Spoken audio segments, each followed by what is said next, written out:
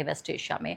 और इस युद्ध में हालांकि दिन वो चल रहे थे अब तक, जिसको हम शांति का पीरियड कहते हैं, पीस पीरियड, लेकिन अभी फिलहाल टेक्निकली देखा जाए तो 60 दिनों का वो कार्यकाल खत्म हो चुका। और उसके बाद डोनाल्ड ट्रंप का एक बहुत ही चौंकाने वाला बयान आया है, क्योंकि सीधे तौर पर जो फांस है अभी गले में वो बनी हुई है, वो है स्ट्रेट ऑफ हॉर्मुज।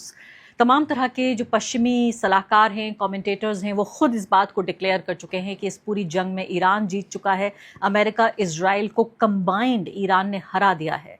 लेकिन डोनाल्ड ट्रंप ने जो बयान दिया है वो फिर से एक नए युद्ध की तरफ इशारा कर रहा है।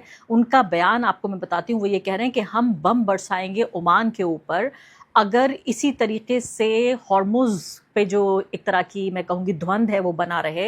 यानी वो ये कह रहे हैं कि हॉर्मुज को आज़ाद कराने के लिए वो ओमान पे बम बरसाएंगे। इसके अलावा एक और ख़बर ये है कि न सिर्फ कि दुबई बल्कि सऊदी अरब में भी जो आम नागरिक हैं वहाँ, उनके टेलीफोन्स पर मैसेजेस आ रहे हैं कि आपके आसपास इर्द गिर्द कहीं भी मिसाइल गिर सकती है। यानी युद्ध के बादल अभी छटे नहीं हैं, 60 दिन का ये कार्यकाल ख़त्म हो चुका है।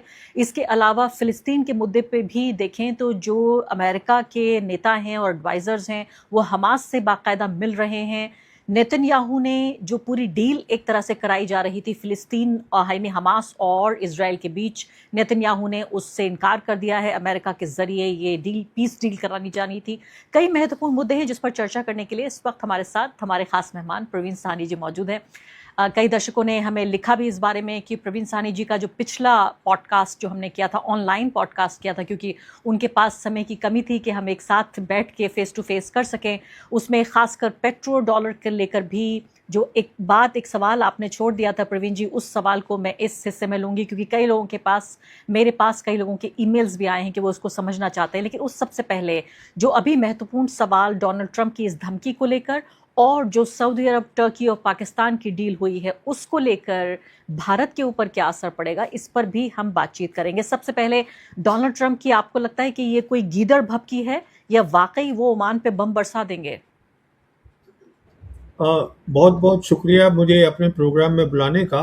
देखिए, ऐसा है कि पहली बात तो हमें ये समझनी है कि स्ट्रेट ऑफ हॉर्मुज बहुत इम्पोर्टेंट है पेट्रो डॉलर के लिए, अमेरिकन्स के लिए। तो डोनाल्ड ट्रंप ने सबसे पहले तो एक ये सोशल मीडिया पे दिखाया है कि straight of Hormuz now is American territory, उसको डिक्लेयर कर दिया है उन्होंने। तो दूसरी बात ये है, उन्होंने कहा है कि जो ओमान है उस पर हम बम बरसाएंगे, जो आपने बात बोली है। तो हुआ ये है कि ओमान और ईरान के बीच में तकरीबन तय हो गया है कि किस तरीके से शिप्स जाएंगे, किस तरीके से आएंगे, क्या टैरिफ लिया जाएगा। तो जो मोटी मोटी बात है वो ये पता चली है कि टोल लिया जाएगा करीबन 7% ऑन द कार्गो वैल्यू, और एस्टिमेट ये लगाया जा रहा है इस टोल लेने से अगर नॉर्मल खुल जाए रास्ता, जब खुलेगा स्ट्रेट ऑफ हॉर्मुज पे, तो ईरान एनुअली $100 बिलियन यहाँ से कमा सकता है। और ये भी बताया जा रहा है कि जो अंदर भी जहाज जाएंगे, बाहर भी आएंगे, वो सब ईरान के रास्ते से आएंगे, नॉर्दर्न रूट से ही आएंगे, ये तय हो गया है। तो अब ये कह रहे हैं प्रेसिडेंट ट्रंप कि मैं यहाँ मतलब आई बॉम्ब ओमान। दो खास बातें जो वो बोल रहे हैं जिस पे हमें ध्यान देना है। पहली बात तो जैसे मैंने आपको बताया, उन्होंने डिक्लेयर कर दिया है कि ये हमारी टेरिटरी है। दूसरी ये भी एक लीक हुई थी खबर, जो उन्होंने खुद ही बोली थी कुछ दिन पहले न्यूयॉर्क रैली में, कि न्यूक्लियर वेपन भी इस्तेमाल हो सकते हैं। उसके बाद एक रिपब्लिकन लॉ मेकर हैं, जो फॉर्मर लॉ मेकर हैं, जिनका नाम है मैजोरी टेलर ग्रीन, उन्होंने ये बताया है कि हाँ, अंदर बातचीत चल रही है न्यूक्लियर वेपन्स को लेकर भी। तो अब कुछ एनालिस्ट भी इस पे बात कर रहे हैं अलग अलग चैनल्स पे कि क्या न्यूक्लियर वेपन इस्तेमाल करेंगे प्रेसिडेंट ट्रंप। अगर करेंगे तो हॉर्मुज पे ही करेंगे। छोटी बात, मुख्य बात ये है, प्रेसिडेंट ट्रंप के पास आज कोई मिलिट्री ऑप्शंस नहीं है। तो सवाल ये उठ रहा है कि क्या टैक्टिकल न्यूक्लियर वेपन अमेरिका इस्तेमाल करेगा। एक बात तो ये है। दूसरी बात यह है, अब उन्होंने ये कह दिया है कि अब मैं बातचीत ईरान से नहीं करूंगा, और अब वो ये कह रहे हैं कि हम इकोनॉमिक प्रेशर डालेंगे ईरान के ऊपर। तो ये सब जो है खोखली बातें हैं सारी की सारी, इनमें कोई दम नहीं है। सिर्फ जो बात समझने वाली है वो न्यूक्लियर वेपन की है, तो उसमें उनकी बातचीत हुई है। यहाँ पर बात फंसी हुई है। प्रवीण सानी जी, यहाँ पर बात ये भी आ रही है कि मैं पढ़ रही थी कि पाकिस्तानी मीडिया में भी कि क्या पाकिस्तान का रोल अब खत्म हो गया है इस पूरे मुद्दे में, क्योंकि जो 60 दिन की ये जो पूरी पीस डील थी, ये इसमें मीडिएटर पाकिस्तान था और वो उम्मीद कर रहे थे कि इसको और 60 दिनों के लिए या पूरे साल भर के लिए आगे बढ़ाया जाएगा। आप ये कह रहे हैं कि उनके पास कोई ऑप्शन नहीं है, मिलिट्री एक्शन का ऑप्शन नहीं है। तो ये जो बॉम्ब करने की बात है ओमान को, या न्यूक्लियर अटैक करने की बात है ईरान के ऊपर, हॉर्मुज पे ही आप कह रहे हैं किया जाएगा, इसके तो बहुत खतरनाक नतीजे होंगे। लेकिन दोनों बातें आप साथ साथ कह रहे हैं कि इधर अगर डोनाल्ड ट्रंप कह रहे हैं कि हम बॉम्ब करेंगे और न्यूक्लियर हथियार हम अगर इस्तेमाल करेंगे, और दूसरी तरफ आप कह रहे हैं मिलिट्री एक्शन ऑप्शन नहीं है। देखिए, वो ये नहीं कह रहे हैं कि मैं टैक्टिकल न्यूक्लियर वेपन इस्तेमाल करूंगा, न्यूक्लियर वेपन ये कह रहे हैं, ये पता चला है कि न्यूक्लियर इश्यूज के ऊपर बातचीत हुई है। ये सिग्निफिकेंट बात है। जहां तक बॉम्ब करने का सवाल है, देखिए ओमान का और अमेरिका का बहुत गहरा रिश्ता है, हर मामले में, ट्रेड में भी है, हर चीज में है। इनफैक्ट अगर आप देखेंगे तो बहरीन में जो इनकी नेवल बेस थी, जो नेवल फिफ्थ फ्लीट का लॉजिस्टिक सेंटर था, वहाँ वो नंबर 1 था। उसके बाद ओमान में था। ओमान में भी इनके बहुत सारे नेवल एसेट्स हैं, जहाँ पर कि उनके जहाज अमेरिका के आ सकते थे। वहाँ कुछ उनको फ्यूल चाहिए, रिकवरी चाहिए, वो सब हो सकता था। वो भी ईरानियंस ने ख़त्म कर दिए हैं। तो कहने का मतलब ये है कि एक तरफ तो प्रेसिडेंट ट्रंप के ये समझ में आ रहा है कि वो हॉर्मुज में कुछ नहीं कर सकते, तो ये एक धमकी दी जा रही है ओमान को, क्योंकि ओमान जो है उसने अग्रीमेंट कर लिया है ईरान के साथ। जैसे मैं आपको बता रहा था, तो उसको धमकी दी जा रही है कि आप वो अग्रीमेंट ना करें। और जहां तक न्यूक्लियर वेपन की बात है, वो इसमें कोई शक नहीं है, बहुत इंडिपेंडेंट सोर्सेज से कंफर्म हुआ है कि बातचीत हो रही है उनके स्ट्रेटेजिक सर्कल्स में, जहां पर वॉर प्लानिंग हो रही है। क्योंकि सवाल ये है, जैसे मैं आपसे कह रहा हूं, कन्वेंशनल लड़ाई के ऑप्शंस नहीं हैं। आज अमेरिका के पास एक कन्वेंशनल लड़ाई होती है, एक होता है इस्तेमाल करना न्यूक्लियर वेपन। तो न्यूक्लियर वेपन पे पता चल रहा है कि बातचीत हो रही है। सिचुएशन ये है, मतलब हरमोज हर तरीके से ईरान के कब्जे में है और रहेगा, इसमें कोई शक नहीं होना चाहिए किसी को। लेकिन यहाँ मेरा आपसे थोड़ा सा इख्तिलाफ है प्रवीण सानी जी, क्योंकि वो लोग भी जो हमदर्दी रखते हैं ईरान से और समझते हैं कि ईरान का अपना अधिकार है अपनी सॉवरेनिटी, अपनी आज़ादी की रक्षा के लिए, वो भी ये कह रहे हैं कि भाई समंदर पे किसी का कब्जा नहीं हो सकता, और एक तरह के एक ऐसे बीच के रास्ते तक पहुंचना होगा जहां एक कंसिडरेबल कंट्रोल ईरान का भी रहे, लेकिन बाकी जो आसपास के इलाके हैं, और खासकर चूंकि ये इतना महत्वपूर्ण पैसेज है, ये एनर्जी के लिए पूरे दुनिया की ज़रूरत का एक बड़ा हिस्सा है, यहाँ से गुजरता है। ईरान को कहीं ना कहीं टोटल कंट्रोल नहीं मिल सकता, 100% कंट्रोल नहीं मिल सकता। उसको किसी एक ऐसे अग्रीमेंट पे पहुंचना होगा जो सबके लिए फायदेमंद हो। कम से कम वहां पहुंचना होगा जहां ये जंग से पहले था मौजूद वहां। तो वो एक यथास्थिति, स्टेटस को नहीं बन सकता जो जंग से पहले था। जी नहीं, वो नहीं बन सकता है। जो जंग से पहले की हालत थी, अब वो जंग के बाद नहीं हो सकती। और ईरान ने ये बार बार कहा है कि हम रीजनल कंट्रीज को साथ लेके चलना चाहते हैं। जो दो कोस्टल कंट्रीज हैं, कोस्टल कंट्री का मतलब है जो बिल्कुल कोस्ट पे हैं, जो कि ईरान है और ओमान है, उन दोनों की मिलके बातचीत हुई है, जिसमें ये तय हुआ है कि ये रास्ता होगा, इतना हम टैरिफ उस पर लगाएंगे। और वो उन्होंने ये भी कहा है कि जो बाकी लिटरल कंट्रीज हैं, मतलब और जो कंट्रीज हैं, गल्फ स्टेट्स जो कि इस्तेमाल कर रही हैं स्टेट ऑफ हरमोज को, उनसे हम सलाह लेंगे, इंटरनेशनल लॉ देखेंगे। उसके बाद उन्होंने ये नतीजा निकाला है कि हम इस तरीके से करेंगे। तो फ्री होना और जैसे वो पहले था, वो तो ऐसा कुछ भी नहीं होने वाला है, वो दैट इज आउट।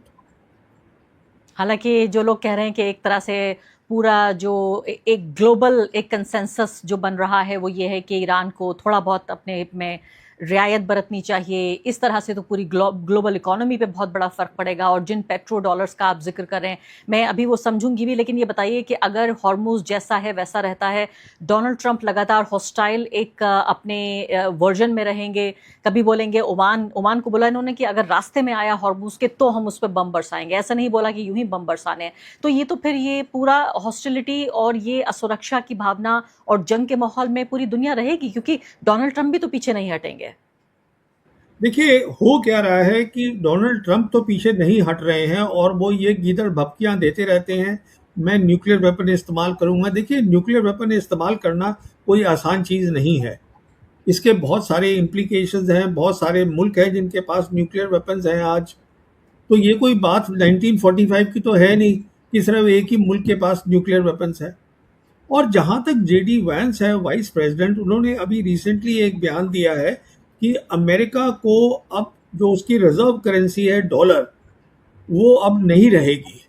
इसका मतलब he is adjusting to the reality that petro dollars will be over, कि पेट्रो डॉलर्स नहीं होंगे। जेडी वैंस का स्टेटमेंट आ गया है इसके ऊपर कि अमेरिका जो एक चीप तरीके से, सस्ते तरीके से जी रहा था, डेट के ऊपर जी रहा था, पेट्रो डॉलर्स के कारण जी रहा था, वो नहीं हो पाएगा। और अमेरिका जो है वो अमेरिका का डॉलर रिजर्व करेंसी नहीं रहेगा। In other words, vice president अलग तरीके से सोच रहा है, प्रेसिडेंट अलग तरीके से बोल रहा है। वहां पे इस समय ये हालत हो रखी है। जी हाँ। और इस दौरान जो पाकिस्तानी प्रेस छाप रहा है वो ये कि पाकिस्तान फिर से एक कोई नया मुआहिदा इन लोगों के सामने रखेगा, क्योंकि सवाल ये भी हो रहा है कि ये जो स्ट्रेट ऑफ हॉर्मुज़ का पूरा किस्सा है, ये सिर्फ अमेरिका की परेशानी नहीं है, ये तो पूरे जो गल्फ कंट्रीज़ हैं उनकी इकोनॉमी बहुत डाउन हो रही है। इधर आप देखिए कि कुवैत का बुरा हाल हो रहा है, यूएई के ऊपर इसका बहुत बुरा असर पड़ रहा है, क्योंकि जो ईरान के दोस्त हैं उससे अच्छे संबंध रखेंगे, उनको वो साथ लेके चलेगा। और बहरीन है, कुवैत है, यूएई है, जिनसे बहुत बेहतरीन संबंध नहीं है, उनको खमियाजा भुगतना पड़ेगा। तो पाकिस्तानी प्रेस कह रहा है कि पाकिस्तान फिर से मीडिएट करके कोई नई डील ला सकता है सामने। देखिए, इसमें दो अलग बातें हैं। पहली बात तो ये है कि पाकिस्तान का रोल खत्म नहीं हुआ है, पाकिस्तान का रोल बढ़ गया है। देखिए, पाकिस्तान दो काम कर रहा है। एक, मीडिएशन करवा रहा है ईरान और अमेरिका के बीच में, वो अभी खत्म नहीं हुई है। मीडिएशन मतलब मैसेजेस शायद आज भी पास हो रहे होंगे, पर डायरेक्ट कोई टॉक नहीं हो रही है। Although Iranians are clearly saying कि हम कोई मैसेज भी पास नहीं कर रहे हैं, पर मीडिएशन एक काम है। जो आज ज़्यादा इम्पोर्टेंट काम पाकिस्तान का है वो है रीजनल फ्रेमवर्क बनाना। तो उसके अंदर उसका रोल बहुत बड़ा है, जिसमें कि आप जानती हैं अगस्त 7 को ये एक 3 कंट्रीज ने मिलके मक्का जॉइंट डिफेंस एग्रीमेंट बनाया था। This is a step towards regional framework, मतलब सारी कंट्रीज रीजन के साथ में लेके चलना। इसमें एक बहुत इंपॉर्टेंट रोल पाकिस्तान प्ले कर रहा है इन सबको लाने में टुगेदर। जहां तक सवाल है कुवैत का, बहरीन का, देखिए ये धीरे धीरे करके इनकी समझ में आएगा कि अमेरिकन फौजें जो हैं वो यहाँ से हट रही हैं। जैसे मैं आपको, आपके दर्शकों को बताना चाहूँगा, आज ये हालत है कि जीसीसी कंट्रीज से खुद अमेरिकन अब सोच रहे हैं कि हमें वहाँ से अपनी फौजें पर्शियन गल्फ से हटा के थोड़ी दूर ले जानी चाहिए। कहने का मतलब ये है, प्रेसिडेंट ट्रंप की ये ख्याल था मैं फौजों को वहां से हटा दूंगा, वहां रीजनल फ्रेमवर्क बनने दो। इसीलिए प्रेसिडेंट ट्रंप ने खुद वेलकम किया है जॉइंट डिफेंस एग्रीमेंट को। He has said that this is a good thing. वो अपनी सिक्योरिटी का खुद अरेंजमेंट कर रहे हैं। बट प्रेसिडेंट ट्रंप इस बात पे सोच रहे थे कि अगर हरमोज हमारे कब्जे में हो जाए, इसीलिए उन्होंने कह दिया हरमोज हमारी टेरिटरी हो गई। तो ये होगा कि जीसीसी कंट्रीज सोचेंगी कि देखिए सिक्योरिटी तो हमें मिल ही रही है, क्योंकि हरमोज जहाँ से 20% ऑयल और गैस जाता है दुनिया का, वो अमेरिका के कब्जे में है, जो नहीं है। तो इस तरीके से वो पेट्रो डॉलर को कायम रखना चाहते थे, गल्फ से, पर्शियन गल्फ से दूर अपनी फौजों को ले जाके। पर जेडी वैंस ने उनको कॉन्ट्रडिक्ट कर दिया है, क्योंकि जेडी वैंस की बात समझ में आ रही है कि हम हरमोज को नहीं ले सकते ईरान से।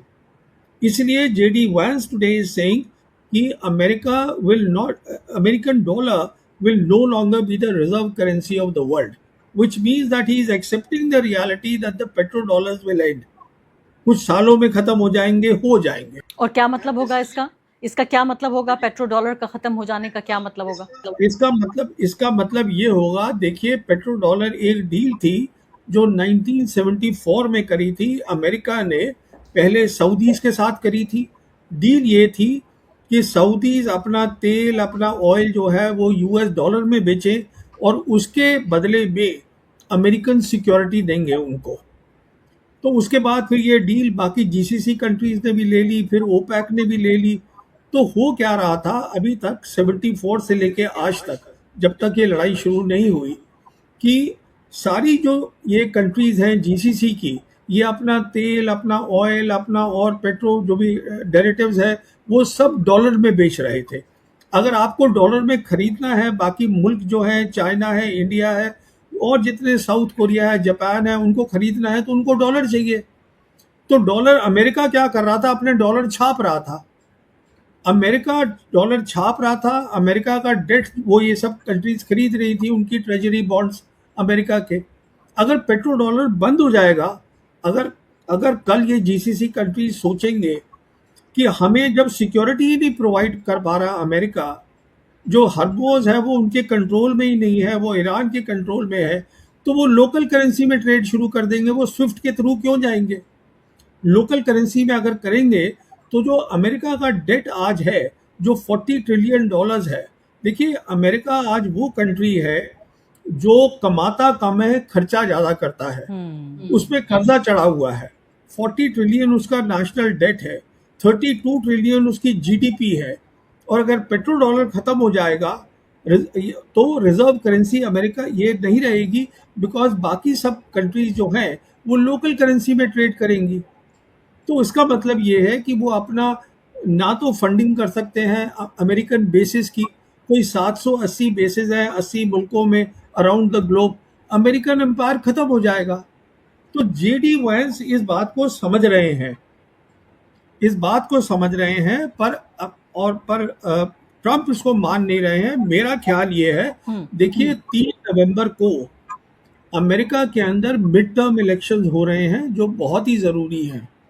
इसके अंदर जो ये माना जा रहा है कि काफ़ी रिपब्लिकन्स भी जो हैं वो डेमोक्रेट्स के साथ करेंगे, मतलब they will favour that, and the majority in both the houses, senate and the house, that will be against president Trump.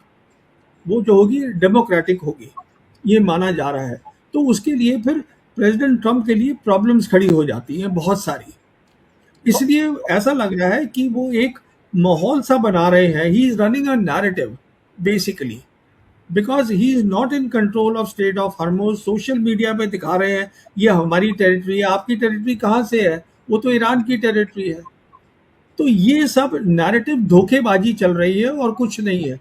Ground पे एक अलग कहानी है जो शायद जेडी वैंस अपने आप को डिस्टेंस कर रहे हैं प्रेसिडेंट ट्रंप से।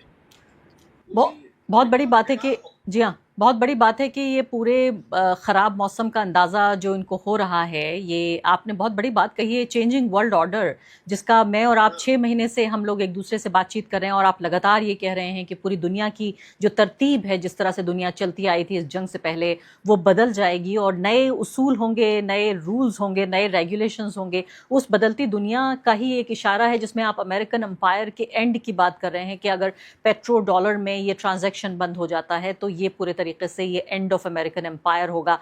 मैं एक ही लम्हे में आती हूँ, जो मक्का पैक्ट है उसको लेकर भारत में किस तरह की प्रतिक्रिया है, और यूएई, इजराइल और भारत, ये तीनों एक त्रिकोण जो बन रहा है, इसको लेकर किस तरह की बात है। लेकिन मुझे ये समझ में नहीं आया जब डोनाल्ड ट्रंप ने खुशी का इजहार किया, क्योंकि जैसा मैं कह रही थी कि बाकी भारत के पत्रकारों की तरह मैं भी वेस्टर्न कमेंटेटर्स को सुनती हूँ, और वो तो खुद अपनी ऑबिचुरी लिख रहे थे, खुद अपना मर्सिया पढ़ रहे थे कि देखिए हमारा तो we are over, we are finished, American idea is finished. लेकिन उसके बावजूद डोनाल्ड ट्रंप आके बढ़ चढ़ के कहते हैं कि बड़े खुश हैं और तारीफ कर रहे हैं मक्का पैक्ट की।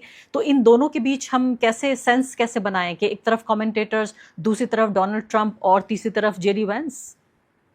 देखिए, प्रेसिडेंट ट्रंप का ये ख्याल है कि सिक्योरिटी फोर्सेस तो मुझे पर्शियन गल्फ से अपनी फौज हटानी पड़ेगी, तो जब वहाँ वैक्यूम हो जाएगा तो कुछ तो चीज़ वहाँ पर आएगी, तो वो रीजनल सिक्योरिटी फ्रेमवर्क आएगा। But he also wants to maintain good relations with the GCC countries. वो इसलिए because he needs the petro dollars. So what he is thinking is, अभी तक ये सोच थी प्रेसिडेंट ट्रंप की, स्टेट ऑफ हॉर्मुज मेरी रहेगी, इसका मतलब मैं सिक्योरिटी दे रहा हूँ जो हैं जीसीसी कंट्रीज को। So GCC countries will continue to trade in petro dollars, ये उनकी सोच है। और वहाँ से मुझे हटानी ज़रूरी है पर्शियन गल्फ से, बिकॉज वो वनरेबल हो गई हैं, वहाँ मैं रख ही नहीं सकता हूँ। बिकॉज जो जीसीसी कंट्रीज हैं पहले तो वो नहीं मानेंगी अब, क्योंकि उनको खतरा हो रहा है अगर अमेरिकन फोर्सेस वहाँ बैठी हुई हैं, और वो खुद नहीं वहाँ रखना चाहते क्योंकि नुकसान बहुत हो चुका है। ये ईरानी मिसाइल्स और ईरानी ड्रोन से जो बहुत एक्यूरेट है, तो वो पर्शियन गल्फ से दूर होना चाहते हैं अपनी फौजों को, पर पूरा कब्जा चाहते हैं हरमोज पे। और सोच ये है कि उस बिकॉज कब्जा रहेगा हरमोज पे, पेट्रो डॉलर चलता रहेगा। जो नहीं होगा, उनका कब्जा ही नहीं है वहां पर। JD Vance is seeing the reality कि हमारे पास हरमोज का कब्जा नहीं है और ना होगा अब। इसलिए ही इज टॉकिंग ऑफ कि यूएस डॉलर जो है वो रिजर्व करेंसी नहीं रहेगा दुनिया की। और अभी तक जो अमेरिका चीपली मतलब जिंदगी बिता रहा था, अब there will be inflation, he is already given the indication, वहाँ रेट बढ़ेगी। देखिए आज क्या हो रहा है, सबसे बड़ी दिक्कत अमेरिका में जो लोगों को हो रही है बिकॉज ऑफ दिस वॉर, वो हो रही है कि गैसोलीन के प्राइसेस बहुत बढ़ गए हैं। वो एक बहुत बड़ा मुद्दा बन चुका है अमेरिका में। उसके बाद फिर इन्फ्लेशन बढ़ गई है बहुत ज़्यादा, वो एक और मुद्दा बन चुका है। तो JD Vance is actually siding with the thinking कि हमें ये लड़ाई छोड़ के forget about petrol dollars, we have to live with what we have. जो चीप हम जिंदगी बिता रहे थे because of petrol dollars, somebody was buying our debt, वो वक्त निकल चुका है। जी हाँ। और जो भी थोड़ा बहुत अमेरिका को समझता है वो जानता है कि वहाँ पर दो चीज़ों पे सरकारें हिल सकती हैं, एक तो ग्रोसरी के दाम बढ़ जाना और दूसरे वहाँ जो ईंधन है, जो गैस है, उसके दाम बढ़ जाना। पूरी की पूरी इकोनॉमी और पूरी सोसाइटी इस पे ही डिपेंड करती है। इतने सारे लोग हैं जो सोशल सिक्योरिटी, यानी जो सरकार से पैसा मिलता है, बेरोजगारी का भत्ता या ये सब कुछ, वो सिर्फ ग्रोसरी के दामों पे कहीं ना कहीं डिपेंड करता है। और इसीलिए जो ज़ोहरान ममदानी है न्यूयॉर्क में, जो कि इतना मुश्किल हो रहा था वहाँ पे जीना, सिर्फ एक 1 पॉइंट एजेंडा पे वो पूरा चुनाव जीत गए थे। अब मैं आ जाती हूँ यहाँ पर, ये जो सऊदी और पाकिस्तान और टर्की वाला पैक्ट हुआ है, इसको लेकर भारत की तरफ से तो कोई, मुझे लगता है आधिकारिक मैंने नहीं देखा कोई रिएक्शन आया है। लेकिन इतना ज़्यादा रिएक्शन मांगा जा रहा था कि ये सोचिए कि आर्टिफिशियल इंटेलिजेंस के लिए ज़रिए नरेंद्र मोदी का झूठा बयान तैयार किया गया, जिसमें वो बहुत स्ट्रांगली ऑब्जेक्ट कर रहे हैं कि ये लोग साथ में आ रहे हैं और इस तरह से करके। मुझे लगता है कि शायद ये पाकिस्तानियों का कारनामा रहा होगा कि वो चाहते थे कि पाकिस्तान को बढ़ा चढ़ा के दिखाया जाए। चलिए वो तो हमें नहीं पता कि क्या किसने किया ये ज़रूर, लेकिन जो एम्बेसी है भारत की सऊदी अरब में, उसको बाकायदा इस पर रिएक्शन देना पड़ा कि ये झूठ है और ये एआई है। इस तरह का कोई बयान नरेंद्र मोदी ने नहीं दिया। मैं आपसे यहाँ समझना चाहती हूँ कि जिस तरह से मैंने जिक्र किया कि ये जो मक्का पैक्ट का हम जिक्र कर रहे हैं, उसी के काउंटर के तौर पर देखा जा रहा है कि इजराइल, इंडिया और यूएई, ये तीनों देश आकर और एक कोई पैक्ट या कोई अलायंस जो उनका बन रहा है, उसको लेकर सऊदी अरब को ऑब्जेक्शन हो रहा है। वहाँ के तमाम कमेंटेटर्स कह रहे हैं कि नहीं करना चाहिए। तो अगर इधर सऊदी अरब, पाकिस्तान और टर्की बना रहे हैं, तो इधर क्या एतराज़ है अगर भारत, यूएई और इजराइल मिल जाए? देखिए ऐसा है, पहली बात तो ये जो बात चल रही है, ये जो इंडिया, यूएई और इजराइल की बात, ये दो, there are two reasons why it is being said. One is, हम इसको बोलते थे कि ये वेस्ट का क्वाड है, जिसको I2U2 बोलते हैं, which is India, Israel, UAE and America, ये चार का, यूएस का। तो वो खत्म हो रहा है, अभी कहाँ है वो, मैं बताता हूँ। दूसरा जो ये आईमेक की बात हो रही थी, India middle east European corridor, जो कि यूएई के थ्रू जाएगा, फिर इजराइल जाएगा, हाइफा पोर्ट, और वहां से यूरोप जाएगा। तो ये सब चीजें ये अब सब बदल रही हैं। अभी वहां पर एक रीजनल सिक्योरिटी फ्रेमवर्क आ रहा है, जो एक नई सोच है, और उस नई सोच के तहत जो है, जो मैं आपसे बता रहा हूँ, पाकिस्तान का बहुत इंपॉर्टेंट रोल है उसमें। अच्छा, अब जहां तक हुआ क्या है, यूएई और सऊदी का सवाल है। आपको शायद मालूम होगा कि 2 मिसाइल्स फायर हुई हैं अभी, कल की बात है शायद, यूएई के पर फायर हुई हैं, और ये बताया जा रहा है कि वो मिसाइल ईरान ने फायर करी है। ईरान ने क्लैरिफिकेशन दे दिया है कि हमने फायर नहीं करी है। तो मैं समझता हूँ वो जो है, हो सकता है इजराइल की मिस्चिफ हो, क्योंकि उसका कारण है, देखिए यूएई जो है वो सऊदी का सेकंड लार्जेस्ट ट्रेडिंग पार्टनर है। सऊदी इसका number 1 trading partner is China और सेकंड इज यूएई। तो कोशिश हो रही है कि इन दोनों के बीच में और फासला, उनके अंदर रिफ्ट करवाई जाए दोनों मुल्कों के बीच में। यूएई और सऊदी के बीच में इनमें कोई अच्छे रिश्ते थे नहीं, पर अभी बेहतर हो रहे थे, अब उसको फिर से तोड़ने की कोशिश की जा रही है। तो कहने का मतलब ये है, मैं ये समझता हूँ, इज़राइल अभी भी बहुत डिस्ट्रक्टिव काम करने की कोशिश कर रहा है हर जगह। पर अमेरिका जो है, अमेरिका का vice president, he is talking sense. और जो अमेरिकन प्रेसिडेंट है, मेरे हिसाब से ये जो बातचीत कर रहे हैं वो बेसिकली 3 नवंबर के मिड टर्म इलेक्शन के लिए है, कि किसी तरीके से ये इलेक्शन पार हो जाए मेरा। तो he is building up a narrative. और जहाँ तक हिंदुस्तान का सवाल है, हिंदुस्तान में तो लोगों की समझ ही नहीं आ रहा है कि ये जॉइंट डिफेंस एग्रीमेंट है क्या। मैं सुन रहा था अभी, एक हमारे फॉर्मर नेशनल सिक्योरिटी एडवाइज़र हैं, उनसे पूछा गया ये क्या है, तो वो बोल रहे हैं हाँ, इससे हमारे को थ्रेट हो सकती है। इससे आपको कोई थ्रेट नहीं है, आपको थ्रेट है, देखिए 2 चीज़ें हैं, एक है रीजनल फ्रेमवर्क, एक है इस्लामिक फ्रेमवर्क। रीजनल फ्रेमवर्क का मतलब है वो भी इस्लामिक है, पर वो सिर्फ रीजन तक सीमित है, जो कि वेस्ट एशिया है। पर Islamic framework is a step beyond that, कि जितने भी मुस्लिम कंट्रीज हैं, they can also be part of the collective security. और उसके तहत मैं आपको बताना चाहूँगा कि आज जो है पाकिस्तान और बांग्लादेश के जो रिलेशंस हैं वो बहुत ही अच्छे हो गए हैं। उनकी इंटेलिजेंस एजेंसीज के अच्छे हो गए हैं, उनकी मिलिट्रीज के अच्छे हो गए हैं। मैं ये नहीं कह रहा हूँ कि they are a military threat to India, मैं ये कह रहा हूँ कि they are basically a strategic threat to India. इसका मतलब ये है, इंडिया आप जानती हैं 2024 में वो छोड़ के साथ चला गया था, बांग्लादेश साथ को रिवाइव करना चाहता है, ये उनकी फॉरेन पॉलिसी की प्रायोरिटी है। पाकिस्तान जो है वो अब बांग्लादेश के साथ आ गया है, चीन जो है वो साउथ एशिया का हिस्सा बन चुका है। आप जब इन सब चीज़ों को देखेंगी तो समझ में आएगा, जो इस्लामिक फ्रेमवर्क बन रहा है, जिसमें कि जो इस्लामिक कंट्रीज हैं दुनिया की, वो पहले यूरेशिया की एक साथ आएंगी। अभी देखिए आप, पाकिस्तान है, पाकिस्तान ने अभी रिसेंटली एक डिफेंस कोऑपरेशन एग्रीमेंट करा है विद सोमालिया, वो अफ्रीकन कॉन्टिनेंट में हो गया। तो पाकिस्तान का रोल बढ़ रहा है, बढ़ता रहेगा। एक बात आपको और बताना चाहूँगा आपके दर्शकों को,